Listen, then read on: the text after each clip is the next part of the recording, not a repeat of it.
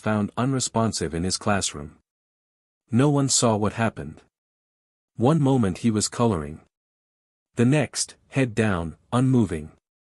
His teacher thought he was asleep. But when they checked, he wasn't breathing. The autopsy revealed nothing. No trauma. No poison. No cardiac issue. Just, stillness. The official cause of death, undetermined. But that's not where this story begins. And it's definitely not where it ends. 2 days after the funeral, the principal of Ariv's school, Mrs. Kaur, received a strange phone call. A headmistress from Jaipur, 400 kilometers away, was asking about Ariv. But not because she'd heard about his death. She was calling because he had just enrolled at her school. Same name. Same birthday. Same face, she even sent a photo. And the photo showed the same boy. Mrs. Kaur was too stunned to reply. That night, she contacted Ariv's parents. They hadn't authorized any re-enrollment. They were still in mourning. Mrs. Kaur faxed over the new school's registration form. The handwriting was identical to the one in her own files. Even the emergency contact was the same, Mr. Adifir Malhotra. But Ariv's father swore, they hadn't moved him. It was impossible. Or it should have been. The next morning, Jaipur police were contacted. They visited the school. And found no child matching that description. The enrollment form was missing. But the headmistress insisted, he was here. Not just enrolled. She said she watched him collapse. In the middle of morning prayer. And he never got back up. Over the next 6 months, similar incidents were reported across Rajasthan. Always the same. A young boy named Ariv Malhotra. Age, 6. Birthday, February 12, 1999. Enrolled under a parent named Adifir Malhotra.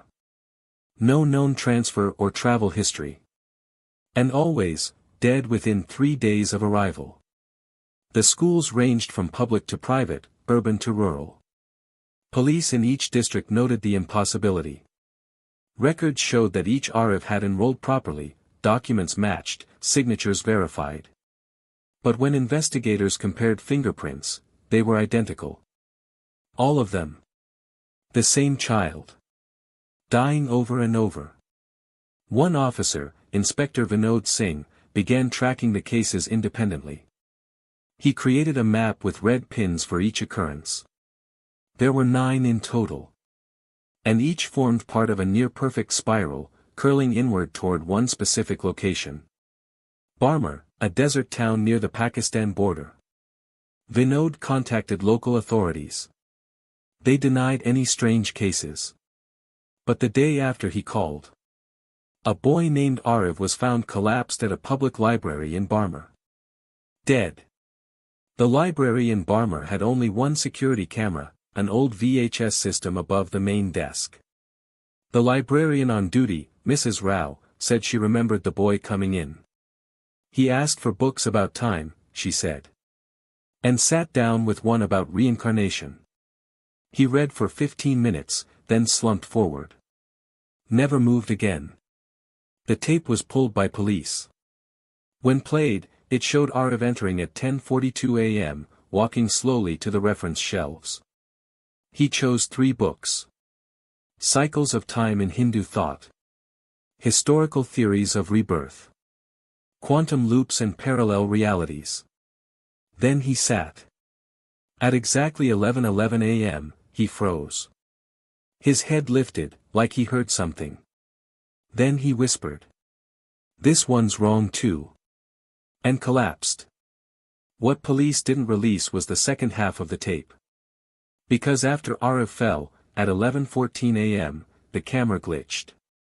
And for 3 frames, the footage showed 2 Arivs sitting at the same table. One reading.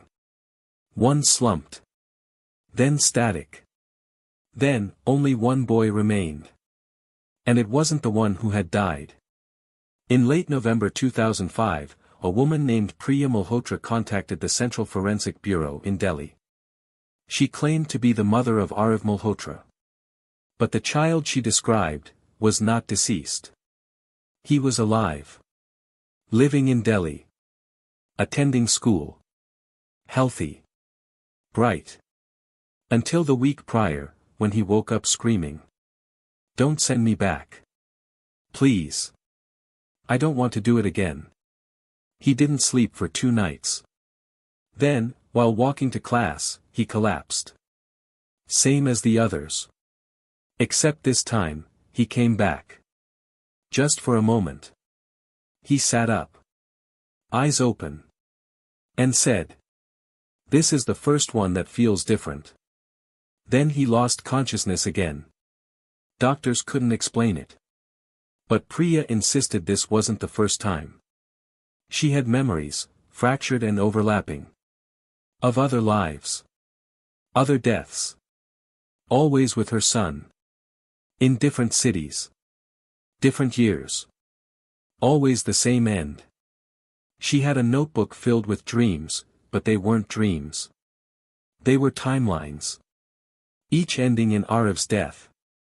She begged the bureau to investigate. They dismissed her. Until one analyst, Rohan Basu, found something strange. A photograph from Udaipur. Arif, age 6. He scanned it into the national system. And the database returned 12 matches. All identical. Same fingerprints. Same boy. 12 different cases. 12 death certificates. Arif was admitted to Rajiv Gandhi Super Specialty Hospital. He was in a coma, stable, but unresponsive. Doctors scanned for neurological damage. Nothing. No trauma. No infections. His brain showed unusual activity, high frequency, like dreaming. But non-stop. Like his mind was stuck looping. Priya stayed by his side. Every night, she said he muttered things in his sleep. "Not this time. The floor is red again. Barmer is too close." One night, she heard him say, "I never left. I just reset." She recorded his voice. When she played it back, the hospital room speaker echoed. As if 2 voices spoke at once. One was Arif. The other, older. Deeper. Still him. On December 1st, Arif opened his eyes. But wouldn't speak. He pointed to the ceiling. And then to his own chest. Priya brought him paper and crayons. He drew a circle. With 8 arrows. Each pointing back to the center. Then he wrote. "I didn't die. I fell in." He had never worked with children. But when he saw Arif's circle drawing, he reportedly whispered. "It's real." Rao sat beside Arif's hospital bed. He asked one question. "Are you still looping?" Arif nodded. Then spoke. "It ends in Barmer. It always ends in Barmer." Rao took a breath and said. "Then let's finish it there." On December 8, Arif was discharged into Dr. Rao's supervision. They flew to Jaslamar, then drove across the Thar desert into the old ruins east of Barmer. At sunset, they arrived at a flat salt pan with a stone marker in the middle. And when Priya woke back in Delhi, the notebook was blank. No dreams. No drawings. No deaths. Arif's bed was empty. But the hospital file listed him as discharged on time, in good health. No record of coma. No record of collapse. Just one sticky note on the back of her front door. "You changed it. The forest that remembers you." Some forests get mapped. Others map you. In July 2022, a group of hikers near Lemmenjoki National Park in northern Finland reported seeing a man standing completely still at the edge of the forest. He wore a red scarf, no shoes, and stared at them without blinking. They waved. He didn't respond. One of the hikers, a woman named Alina, snapped a photo. When they looked at the picture, there was no one there. Just trees. But when they looked up again, he was gone. That night, Alina dreamed of the same forest. Same spot. Same trees. Only this time, she was the one standing still. Someone else walked past her, but couldn't see her. She woke up cold, even though her sleeping bag was zipped. The next morning, her boots were missing. They searched for them for hours. Found them at the edge of the forest. Facing inward. And inside the left boot, a folded paper. "You've been here before." 2 weeks later, a forestry drone operator named Michael Jarvie was reviewing routine footage captured over Lemonjoki. One clip, about 30 seconds long, froze his screen. At first, it was just a bird's-eye view of pine trees. But at timestamp 017, the treetops shifted subtly. Like something moved beneath the canopy. Michael zoomed in. For 2 frames, the thermal camera caught a shape. Humanoid. Upright. Cold. But, perfectly still. And standing in an impossible spot, a ledge with no access trail. Michael marked the coordinates. He returned the next day with his own drone and a GoPro. What he found made him quit his job. The ledge existed. But it wasn't a ledge, it was a shelf of compacted moss and fractured shale, barely large enough to stand on. And at its center, a pair of boots. Facing inward. Just like Alina's. Michael didn't touch them. But he noticed something worse. His GoPro, set to time-lapse, caught a brief flicker behind him.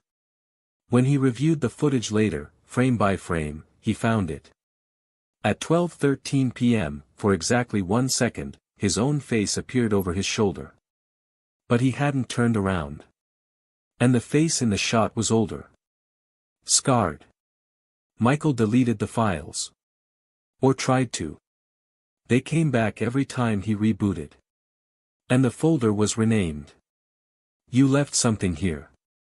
2 months later, a solo backpacker named Samu Lainanen entered the same region of Lemonjoki, recording a nature vlog for his small YouTube channel. He never published the last video. Because it wasn't found on his camera. It was recovered from an anonymous email sent to his sister. The subject line was a GPS coordinate. The body, blank. The attachment, forestmemory.mov. In the video, Samu is visibly unsettled. He says he's been hiking in circles for hours. His GPS shows random spikes in elevation. The forest seems off, he says. Too quiet. At 3:21 in the footage, he stops in front of a tree unlike the others. It's wide. Weathered. Scorched along one side. He calls it the memory tree. Not because of anything mystical. But because someone carved names into it. Hundreds. Some recent. Some faded. All in the same handwriting. He finds his own. Samu Lainanen, carved near the bottom. Right next to another name. Michael Jarvie. He walks around the tree. On the opposite side, there's a small hollow. Inside it, a scarf. Red. And a Polaroid photo. Of a group of hikers. Alina is in the center. But none of them ever took that photo. In the last 30 seconds of the video, Samu begins to cry. He says he hears something, a whisper in the leaves. Then, just before the clip ends, he whispers back. "I remember now.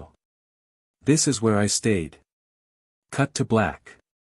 In late October, a rescue team responded to a distress beacon triggered near the eastern ridge of Lemonjoki. The signal came from a hiker's pack registered to a missing person, Henri Toivonen, last seen in 2018. When they arrived, there was no pack. But they found footprints, barefoot, circling a pine tree again and again. In the center of the ring, they found a wax-coated notebook. The first page read, "This forest keeps an echo of you. Not just sound, something deeper." Inside were drawings, diagrams, notes written in multiple styles, possibly multiple hands. Some entries were scientific. Some read like dreams. The trees mark who was here, not when. It loops, but only if you remember. Forget, and you leave. Remember, and you're called back. Back at the ranger station, one officer recognized the handwriting. It matched notes submitted by a drone operator named Michael Jarvie, who had disappeared months earlier. No search had been authorized, because no missing person report had ever been filed. But they found a picture in the notebook. A photo of the ranger station. Taken from the roof. Date stamped, tomorrow. The next morning, the station's roof was found damaged. Security cameras, erased. Except one. A wildlife cam caught a single frame of someone crawling across the roof. Wearing a red scarf. And barefoot. An old Sami hunter named Antti Kaskila came forward. Parchment. It had topographical lines, but no labels. Just circles. Concentric rings overlaid with symbols. Until now. He joined a search party. But not for Henri. For the forest itself. He wanted to see if it still remembered him. They followed his map. At each ring, the compass spun. GPS failed. Radios died. At the center, they found the same tree Samu filmed. The memory tree.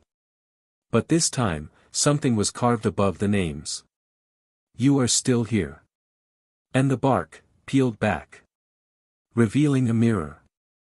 But not a reflection. Because Antti looked older in it. Then younger. When it resumed, Sala was crying. She said, I'm not where I was. She described the trees as repeating. Same bends. Same knots. Same dead branch overhead. She began to panic. Kept whispering. I've already walked this. Then, she froze. Her eyes widened, and she dropped the camera. The stream kept running, aimed at the canopy. Off-screen, Sala's voice changed. Deeper. Slower. She said. A memory card. A faded photo of the memory tree. A page torn from a journal. The card contained a single video file, entry_final.mov. The clip showed a young man, maybe 20s, standing in front of a handheld camera. He introduces himself. My name is Elias Corpella. I don't remember how I got here. But I know I've been here before. He walks through the forest. Every few minutes, he holds up different objects. A boot. A red scarf. A drone controller. A map drawn on tree bark. Each time he says, this was mine. Then corrects himself. No. This was theirs. At the 14-minute mark, he reaches a small clearing. At the center, a ring of boots. All different sizes. All facing inward. He places his in the center. Then looks up. And says. If you remember me, I can leave. The video ends. The journal page reads. We only stay because we forget. If the forest remembers you, you can remember yourself. Then, only then, you walk out. But if you forget, it will remember for you. And it never forgets. The village where no one looks up. The sky sees everything. That's why they stopped looking. In the summer of 1994, an anthropology student named Teresa Alvarez visited the remote mountain village of San Isidro del Cielo, in central Puebla. She was studying pre-Columbian linguistic patterns. But she noticed something strange. No one, not one villager, ever looked up. Not at birds. Not at planes. Not at the clouds. Children were taught from an early age to keep their heads down when outdoors. And at sunset, everyone stayed inside. When Teresa asked why, the village elder said. Up is where the bad thing lives. She thought it was superstition. Until she looked up. And saw something watching her back. 3 years before Teresa's arrival, in 1991, the village priest disappeared. Father Aurelio. Beloved by the town. Known for tending to the sick and organizing food drives during drought seasons. One night, he gave an unusually passionate sermon about confronting what watches from above. He told the villagers that fear was a chain, and that if they only lifted their eyes, they would see that it had no power. Some of the elders reportedly stood and left mid-sermon. That night, Father Aurelio rang the church bell for the last time. At 3:13 a.m. When villagers arrived the next morning, the door was locked from the inside. But no one answered. When the constable forced it open, they found no sign of struggle. Everything in the church was intact. Except for one thing. The crucifix above the altar, normally affixed to the wall, was embedded in the ceiling. Perfectly upright. As if gravity had reversed. There was no trace of Father Aurelio. Only his journal. The last page read. I looked up. And it looked back. I am not the first. The bishop declared him deceased. The parish was left unfilled. The town went back to its rules. No one looked up. Until Teresa. After her first week in San Isidro del Cielo, Teresa became obsessed with the villagers' fear of the sky. She asked about birds, weather patterns, anything that would explain their downward gazes. The children refused to answer. One boy whispered.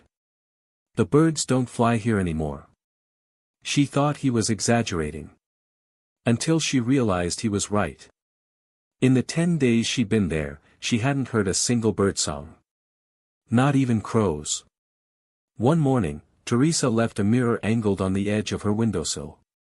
It reflected a slice of the sky. For hours, it remained unchanged. Then at exactly 2:07 p.m., a flicker. Not clouds. Not birds. A shape. Something, still. Just floating. She blinked and it was gone. But the mirror had cracked. From the center, outward. That night, she recorded herself reading her field notes. At the 37-minute mark, her voice stopped. And a new sound appeared. A soft humming. Rhythmic. Hollow. Then a voice, not hers, whispered. Why are you watching? She turned off the recorder and fled the house. Outside, the village was silent. But something pulled her gaze upward. And high above, against the starless night, something moved. Slow. And it blinked. Not with eyes. With light. The next day, Teresa was approached by a woman named Rosa, who introduced herself as the niece of Father Aurelio. Rosa had moved to the city years ago but returned to San Isidro to investigate her uncle's disappearance. She had been warned not to speak with outsiders. But she trusted Teresa. She handed Teresa a cassette tape. Said it had been mailed to her 2 weeks before Aurelio vanished. It was unlabeled. Just a blank cassette with "Confession Final" scrawled on the envelope. They played it together. The priest's voice began softly. I write this for no eyes, but speak it for the ears that may wander. He described an event in 1989, 2 years before his disappearance. He had looked up during a solar eclipse. And for a moment, he saw something floating between the shadows. Not in the sky, but in the space above thought. It was shaped like a question you forgot to ask. And it saw me. He claimed the village once looked freely toward the heavens. Until one night in 1963, the year the bells rang by themselves. Everyone who saw what hovered there began to change. Some grew silent. Others wandered into the woods and were never seen again. The elders created the rule, do not look. And the thing, whatever it was, respected that. So long as no one broke the pact. The tape ended with a final whisper. It waits for one who will name it. And naming brings it close. That night, Teresa heard the bells. But the church had been closed for years. She opened her curtain. And the sky was not dark. It was watching. The next morning, Rosa took Teresa to a nearby ridge. A narrow path wound up into the high trees above the village. She called it the place where prayers go unheard. At the summit stood an abandoned chapel. Small, crumbling, overrun with vines. Rosa said her uncle had come here often, sometimes staying overnight. Inside, they found dozens of wax figures lined against the walls. All faceless. All facing downward. In the center of the altar, a cracked bowl of obsidian. When Teresa peered into it, the sky reflected perfectly. But she realized something. The stars weren't where they should be. Some twinkled, backward. Others pulsed like heartbeats. And then one of them moved. A line of black against black, approaching. She dropped the bowl. It shattered. And the chapel walls groaned. As if exhaling. Outside, the sky had darkened. A storm? No. The clouds were static. The wind didn't blow. But the darkness crept inward, from above. Rosa knelt and began to pray. Teresa grabbed her recorder. Her final log. I think it hears prayers. Not words. Not thoughts. But intention. The sky is not empty. And what's in it, remembers. As the darkness fell completely, one beam of light cut through the clouds. A thin vertical line, like a keyhole. And something opened. Back in the village, people began acting strangely. Dogs refused to go outside. Children clutched their ears, claiming the wind was whispering names. And one by one, mirrors cracked. Every reflective surface split down the center. Teresa found her face halved in the bathroom mirror, eyes misaligned. Outside, clouds held their position, motionless. The temperature dropped. Birds, long absent, suddenly appeared. But they didn't fly. They hovered. As if suspended by invisible strings. A group of elders gathered in the church for the first time in decades. They recited an old prayer. Do not seek the sky. For it remembers. Do not call the name. For it listens. Close the eye. Seal the mouth. Bow the head. Teresa felt drawn back to the chapel on the ridge. Inside, where the obsidian bowl had shattered, something new had formed. A ring of stones. Arranged in a spiral. At the center, a child's shoe. One Rosa recognized, her cousin's. He'd gone missing in 1963. Teresa looked up. Above the altar, the roof was gone. Not broken. Just, missing. In its place, a vertical tunnel of stars. In her final tape, mailed anonymously to a university in Mexico City, Teresa says. It doesn't live in the sky. It is the sky. And the only way to survive is to stay beneath it. Small. Silent. Forgotten. Because the sky is looking for someone. And now it knows your name. The man who could smell death. He never said anything. He just stood by the bed, and then they'd die. Always within 2 days. Jill Pearson had been working in hospice care for over 12 years. By 2009, she had seen more than her fair share of death, sorrow, peace, and pain. But nothing, not the medical textbooks, not the training, not the late-night calls, could have prepared her for what began that spring. It started subtly. A patient, Mrs. Louise Garland, 83 years old, stable but frail, suddenly took a turn for the worse. The doctors couldn't explain it, there had been no signs, no indicators. But Jill noticed something odd in her chart. A visitor had signed in 2 days before. Just a first name, Thomas. No last name. No signature on the checkout sheet. No emergency contact listed. No one remembered seeing him come or go. At the time, Jill dismissed it. But then it happened again. And again. By August, 4 patients, all of whom had shown signs of stability, had died within 48 hours of being visited by someone named Thomas. And all of them had described a similar scene. He just stood by the doorway. He didn't talk. But I knew what he was. He smelled like soil. It was the smell that unnerved her the most. Fresh earth. Like digging up a garden after rain. Except the weather had been dry. And no flowers had been brought into the room. The smell lingered. Even after they were gone. Jill became obsessed. She asked the administrator to review security footage. The hospice had recently upgraded their hallway cameras. In each case, she pinpointed the exact timeframe the patients said they saw Thomas. But on video, there was no one. The doors opened. But no figure entered. No shadows. No reflections. Just the patients, suddenly looking up. At one point, in room 304, the feed distorted for exactly 6 seconds. When it returned, the patient was visibly crying, looking directly into the camera lens, mouthing the word, "He's here." The patient died 31 hours later. Jill saved the footage. She backed it up. Brought a copy home. That's when her own dog refused to enter the living room where she kept the USB drive. The next morning, the USB drive had been pulled from her laptop and left on the windowsill. She lived alone. Determined, Jill started digging. She visited the county office, requesting public records for anyone named Thomas connected to the facility. A custodian, a volunteer, a former doctor. But nothing matched.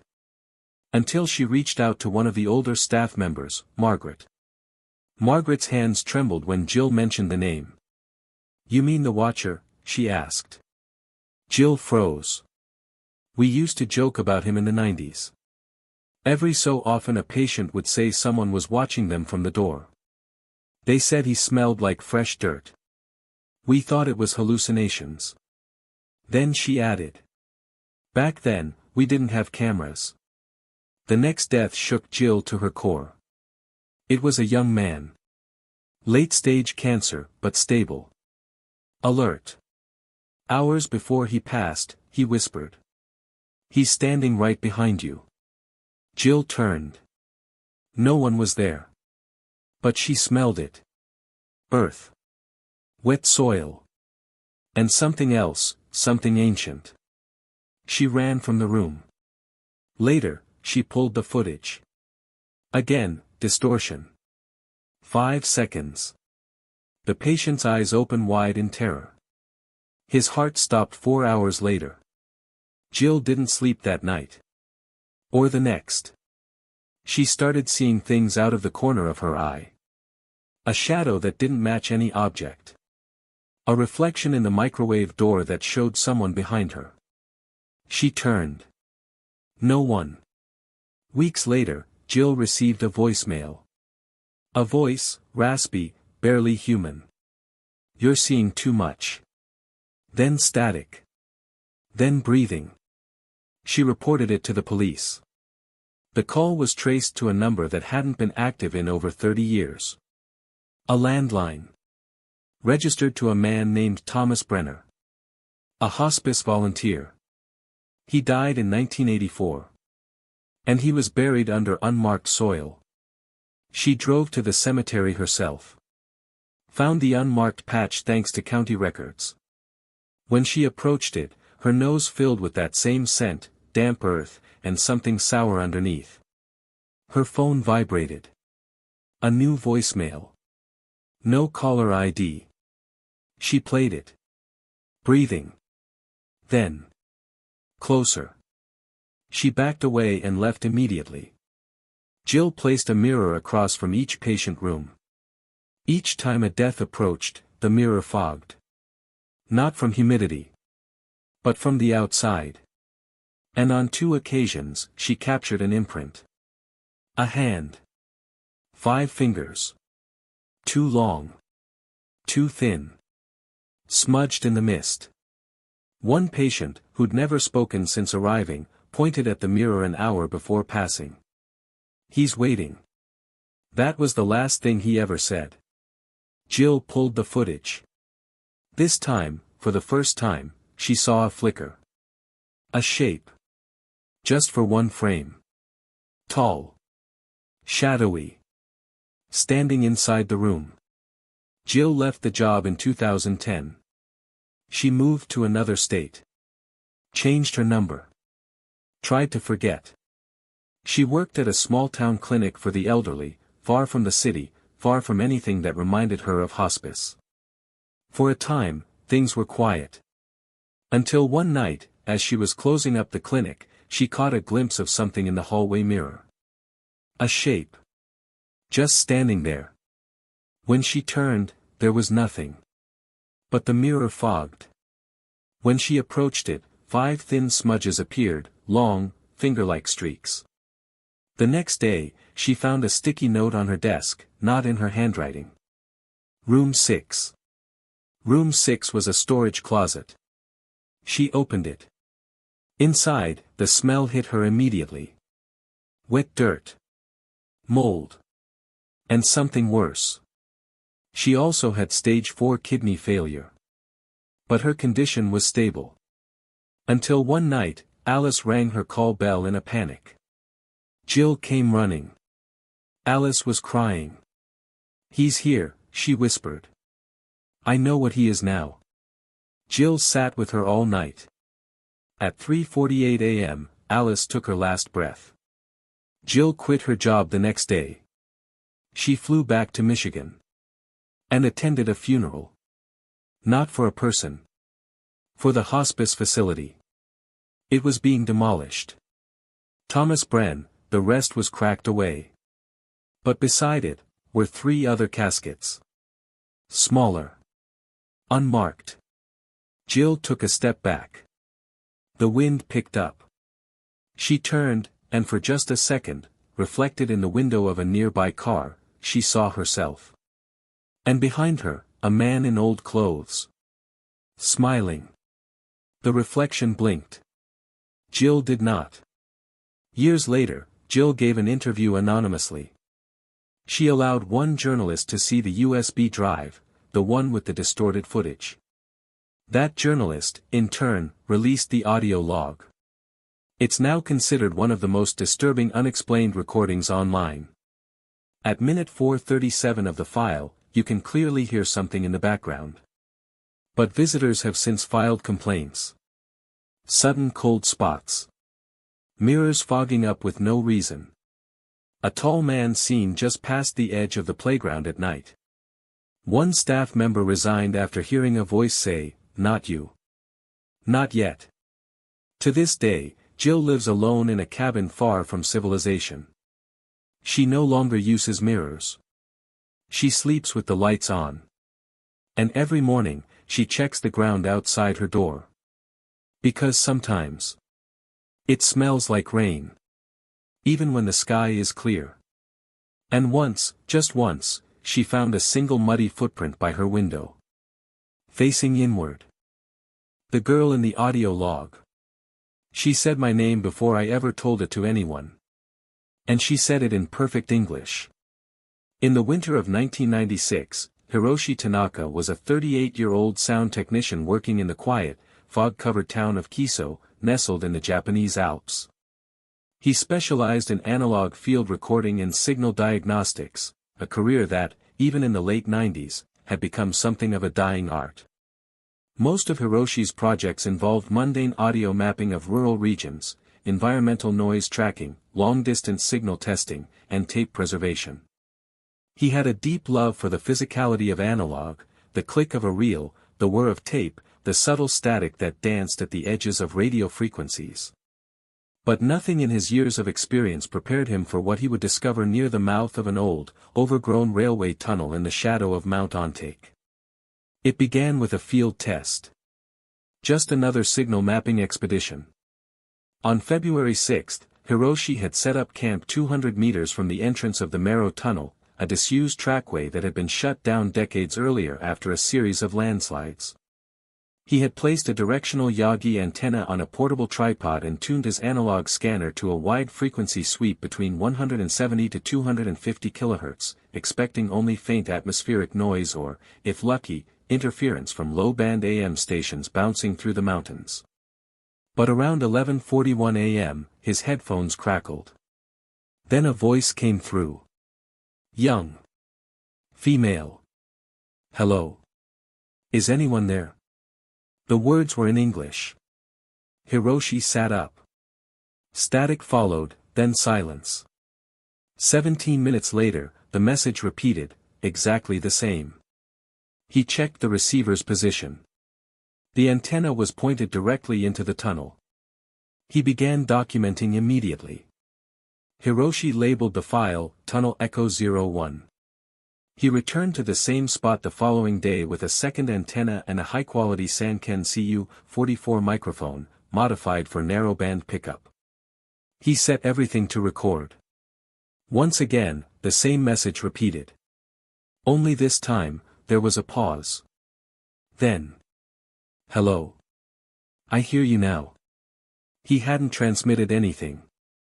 He hadn't said a word. How could she hear him? On the third day, the signal changed again. I know you're listening, Hiroshi. He fell backward off his stool. No one else had been told about the project. The tape recorder wasn't transmitting. It wasn't possible for anyone, especially not a lost little girl, to know his name. He rewound the tape. Played it again. I know you're listening, Hiroshi. Clear as day. No distortion. Perfect pronunciation. He replayed it 10 times. The Mero Tunnel had a reputation. Locals called it Yurei Tetsudo, the Ghost Railway. It had been constructed in 1911 and remained operational until 1964, when a series of landslides sealed off both entrances. But Hiroshi, curious, searched deeper. In the town's tiny public library, he found archived newspapers from 1959 reporting on a missing persons case. A schoolgirl named Keiko Okabe, aged 12, had vanished during a class trip. Her classmates reported seeing her walk near the tunnel. She was never found. Hiroshi froze when he saw the accompanying photo. Keiko wore a uniform with a white collar. 2 ribbons in her hair. He had seen her, or at least her shadow, through the tunnel entrance on the second day of recording. Just for a moment. A silhouette behind the brambles. He had assumed it was a deer. For 2 weeks, Hiroshi visited the tunnel daily, recording every broadcast. The messages became more complex. Sometimes, the girl would ask questions. Are you real? Do you dream of the tunnel, too? Why does it keep raining when there are no clouds? She seemed to be in pain. At times, she would whisper things that made no sense. The tracks lead down now. He can't follow where it's cold. The walls remember. And every 17 minutes, the signal would loop, occasionally growing louder, as if she was drawing nearer. One night, Hiroshi played a recording in reverse. At first, it was garbled. But underneath the noise, a second voice could be heard. Male. Low. Growling. She's mine. He reviewed other tapes. In several, at different timestamps, the same phrase occurred, always buried deep, never louder than a whisper. His notes became erratic. Scribbles in the margins. She's not alone. He's following the signal. There's something under the ground. After that, the dreams began. Hiroshi dreamt of the tunnel, but it was no longer collapsed. It stretched infinitely, lined with oil lamps that burned blue. He would walk for hours. The walls would pulse like lungs. And behind him, footsteps. Not his own. One night, he woke up with dirt under his fingernails. He hadn't left his apartment. His shoes were clean. But his hands, caked in soil. And the palm of his right hand had 5 small bruises. As if something had gripped it tightly. He began to hear things outside his window at night. A voice. Soft. Familiar. You said you'd help me. March 14, 1996. Hiroshi left early that day. He brought all his equipment, 4 microphones, 2 reel recorders, 3 cameras, and a generator. He left a note with his neighbor. If I don't return by Sunday, burn the tapes. At 5:17 p.m., hikers near the trail heard screaming from the tunnel entrance. By the time police arrived, no one was there. But the recording equipment was still running. All of it. On one of the reels, the girl's voice said. He opened it. Now we're both free. The tapes revealed something horrifying. At 3:42 p.m., Hiroshi enters the tunnel. At 4:01, he begins speaking into the recorder. It's darker than I remember. No echoes. Feels like velvet on the walls. Then. I hear her. She's closer. She's right. A loud screech. The video blacks out. When it resumes, Hiroshi's camera is on the ground, facing up. A figure stands over it, not Hiroshi. Too tall. Face blurred. Almost, smudged. It leans forward. Whispers. Your turn. Then static. In April 1996, a different engineer visited the site. The signal was gone. The antenna remained, rusted. But when he tuned to 217.4 kHz, nothing. Until, briefly. Hello. Is anyone there? In Hiroshi's voice. In 2015, a ham radio operator in New Zealand picked up a frequency loop at 217.4 kHz. It repeated every 17 minutes. Hello. Is anyone there? He thought it was a prank. Until it said his name. I hear you, Grant. Grant had never shared his frequency. The voice then whispered. Tell Hiroshi, it's not over. And behind that, something else. We all go underground in the end. The lake that hums at night. If you ever hear the lake hum, turn around. Do not look into the water.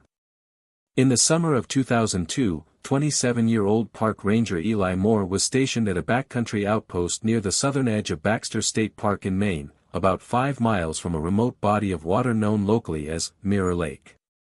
Mirror Lake wasn't on most maps. It had no official trail leading to it, and for decades, local rangers had quietly discouraged visitors from going there. Not because it was dangerous, on paper, but because of the stories. The locals said the lake could hum. Not every night. Only sometimes. And when it did, something changed. Animals avoided it. Birds fell silent. And worst of all, people who went to investigate, sometimes came back wrong. Or didn't come back at all. The park didn't advertise it, and the state had long ago scrubbed references from official brochures. But the hum was real. And Eli would find that out the hard way. Eli Moore had been stationed in Baxter for 3 years. He loved the quiet isolation, the long trails, the cold mornings, the smell of pine and wet moss. But Mirror Lake? He'd only heard rumors. The older rangers had a saying. If you hear it hum, turn around. If you see your reflection move, run. Eli thought it was a joke. Until July 9, 2002. At 2:13 a.m., his park radio picked up a strange signal. Not a distress call. Just a tone. Low. Vibrating. It lasted 23 seconds. Then silence. He looked at his map. Only one area corresponded with that signal direction, the basin that held Mirror Lake. Curious, he logged the anomaly, grabbed his flashlight, and made a note. Check Basin Trail tomorrow a.m. He never made it to sleep. At 3:02 a.m., he heard it. From beyond the trees. A hum. Soft, steady. Not mechanical. Organic, like the low note of a cello resonating inside his bones. He stepped outside his cabin. The woods were silent. Completely silent. No wind. No owls. No rustling leaves. Then the hum grew louder. Coming from the direction of the lake. And then, it stopped. Eli turned to go back inside.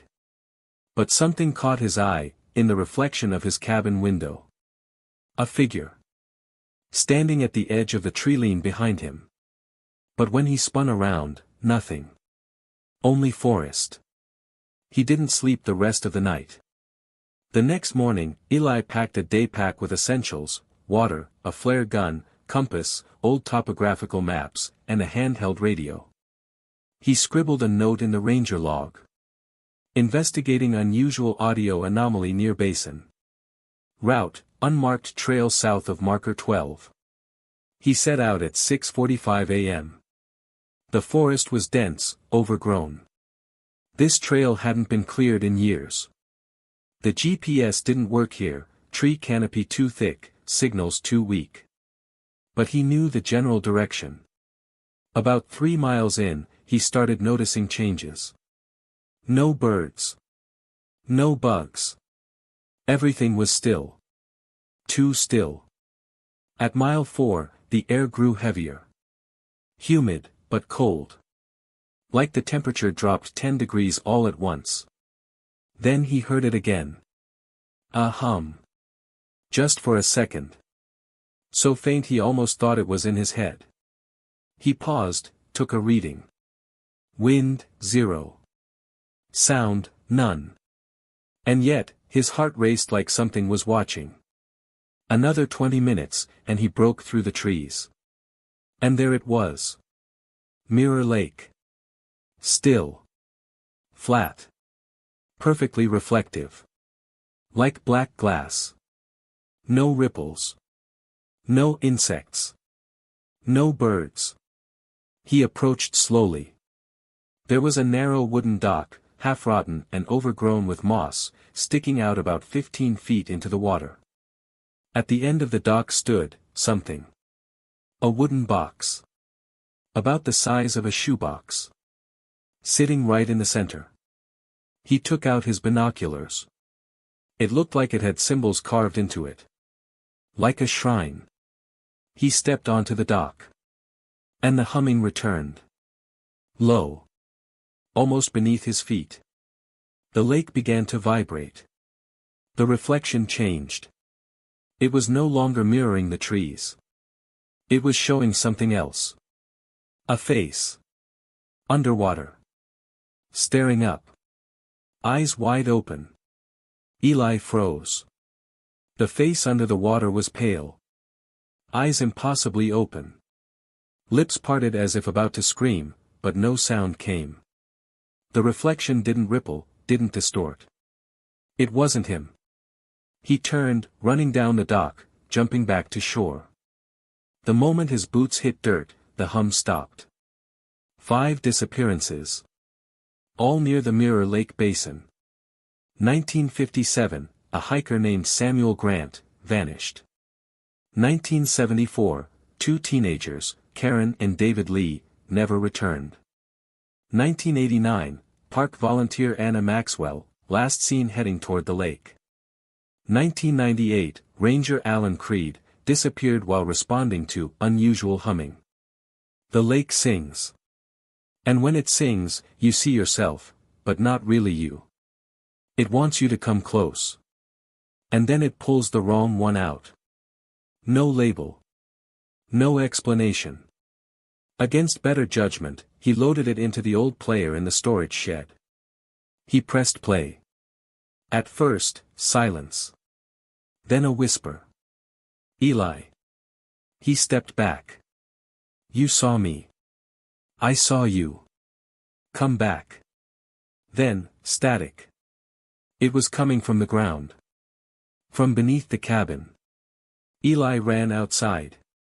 Everything was vibrating, the trees, the soil, the cabin walls. And then, silence. The box was gone. And written on the porch, in fresh wet dirt, were 3 words. Your turn now. Eli knew he had to go back. He couldn't explain why, but something in him felt unfinished. The same compulsion he read about in the archived disappearances. They all went back, even when they knew. Again, the water didn't reflect the world around him. It showed the cabin. His own face, standing inside. Watching him. Then, the reflection of him in the lake smiled. But Eli wasn't smiling. A sudden sharp pain tore through his chest. He dropped to his knees. Blood began to pool in his shirt. But when he looked, no wound. It was the reflection that was bleeding. And it began pulling him in. Eli screamed, stumbled back. The reflection vanished. He looked down, dry. No blood. No wound. But something was in his hand now. A strip of magnetic tape. Torn. On it, written in marker. Do not play this. Who's watching who? I see you, Eli. He burned the tape. He burned the box. But nothing changed. He stopped sleeping. The hum grew louder in the dark. Every mirror he looked into, even the surface of a cup of water, showed him blinking when he didn't. He requested a transfer.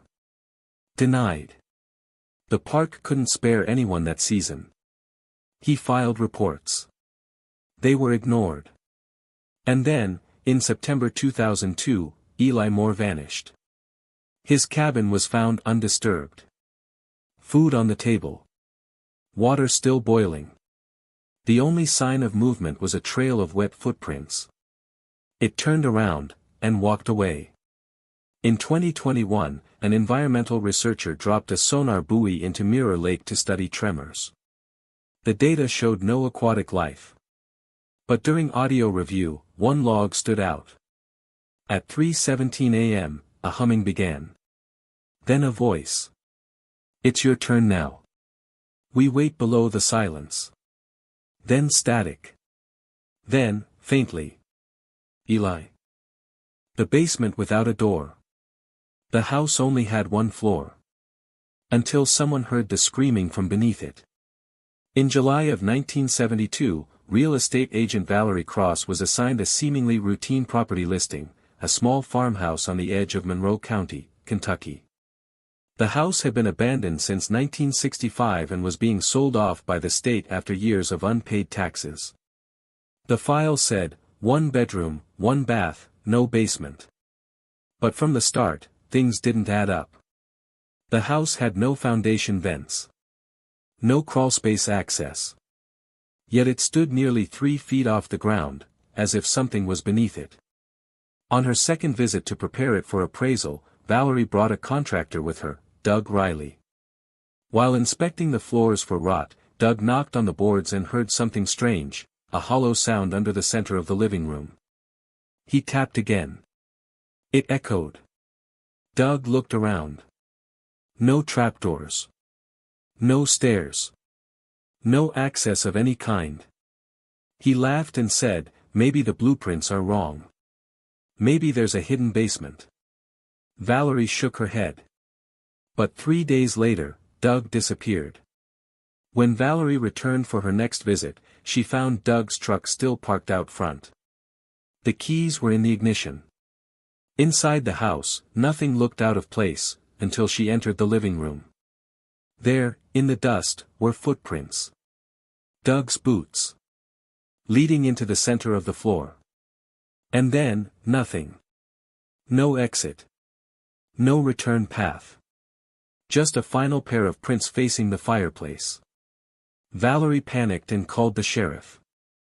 Deputy Hank Rowley arrived on scene within an hour. He did a full sweep of the house and surrounding acreage. No sign of Doug. No signs of forced entry or foul play. But under the floorboards, they heard it too. A thud. Then another. Like something shifting under the house. Hank ordered the floor pried up. Beneath was a substructure no one expected. A wooden staircase, steep, narrow, descending into darkness. No foundation. No concrete. Just dirt walls. And at the bottom, a door. Made of iron. No handle. No keyhole. Just a single word carved into it. Down. They brought in a second deputy and a flashlight. Valerie waited upstairs. Hank descended first, light bouncing across the narrow tunnel. The door was sealed tight. Cold to the touch. He knocked once. Silence. Then. Help. A whisper. He looked up. Did you say something? No, said Deputy Laura Kent from above. Then the voice again. He's down here. Hank backed up the stairs. They resealed the boards and called for backup. But when officers returned later that evening, the staircase was gone.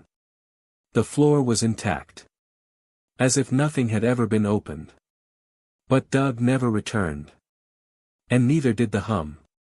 Valerie was disturbed. She began looking into county records. The house had changed owners 12 times since 1910. 4 families had disappeared. 2 unexplained fires. 1 death ruled a suicide, but with the body never recovered. Local legend spoke of the house being cursed. That it had been built on a sinkhole or ancient burial site. That an old coal shaft ran beneath the property, sealed during the Great Depression. But no shaft was on any geological survey. An old newspaper article from 1946 referenced the property during a missing persons case. The last known line said. Search halted. Ground too unstable.